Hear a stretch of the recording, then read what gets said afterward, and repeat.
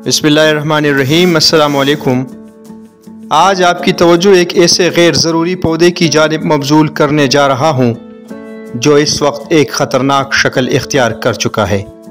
इस पौधे को गाजर बूटी कहा जाता है, जबकि इसका साइंसी नाम है पार्थेनियम हाइस्ट्रोफोर्स।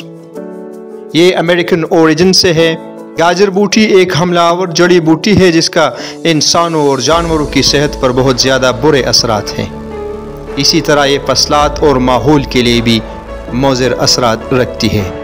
गाजर बूटी बहार और गर्मियों के मौसम के महीनों अप्रैल से नवंबर में उगती है। बरसात के मौसम में तेज़ी से उगते हुए इसका कद 1.5 मीटर तक पहुंच जाता है और इसका बीज दूर दराज तक फैल जाता है।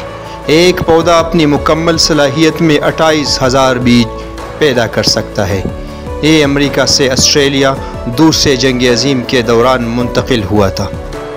इसने ऑस्ट्रेलिया में 70% चारागाहों को मुकम्मल तौर पर ख़त्म, 50 बिलियन डॉलर का नुकसान हुआ। ये अपनी जड़ों में एक ऐसे केमियाई मादे का इखराज करता है जिसकी वजह से दूसरे फ़ायदेमंद पौधे मर जाते हैं और ये मज़ीद फैल जाता है। इसके बीज पाकिस्तान में 2009 सैलाब के दौरान ऑस्ट्रेलिया से इमदादी गंदम के बीज में मुंतकिल हुआ था और अब ये पाकिस्तान में हर जगह माल मवेशियों, पानी और आंधियों के ज़रिए मुंतकिल हुआ है। ये एक शदीद ख़तरा बन चुका है हमारे फसलों और चरागाहों के लिए, और अगर इसकी रोकथाम नहीं की गई तो बहुत जल्द ये एक वबाई शक्ल इख्तियार कर लेगा। इसकी रोकथाम के लिए बेहतरीन तरीका कल्चरल है। इन्हें जड़ों से उखाड़ कर डंप करें। इसकी रोकथाम फूल आने से पहले करनी चाहिए ताकि ये और न फैल सके।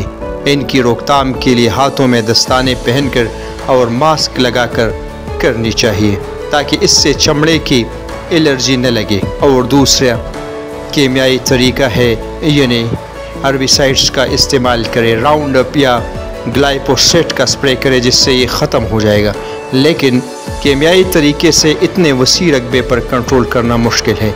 लिहाजा इसकी रोकथाम एक कौमी फरीज़ा समझते हुए इस पैगाम को आगे फैलाएं और इज्तिमाई तौर पर इसकी रोकथाम में बढ़ चढ़ कर हिस्सा लें। तमाम नौजवानों, खुसूसी तौर पर स्कूलों और कॉलेजों के तलबा और समाजी कारकुनान इस कार खैर का हिस्सा बने ताकि हमारी ज़री ज़मीनें और चिरागाहों पौधे से आज़ाद हो जाए।